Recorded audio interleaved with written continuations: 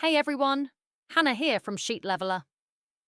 Today, I'm going to show you the easiest way to move columns in Google Sheets.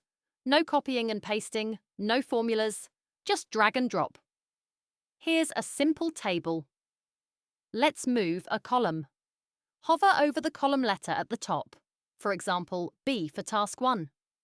The cursor will turn into a hand icon. Click and hold, then drag the column left or right to its new position. Release to drop the column. Your column moves along with all its data, no formulas or copy-paste needed. Optional, move multiple columns. Select multiple columns by holding Shift and clicking their letters. Drag them together to move them as a block. And that's it. The easiest way to rearrange columns in Google Sheets. Remember, this works with any number of columns, and it keeps all your data intact. Hit like if this helped, and subscribe for more sheet tips.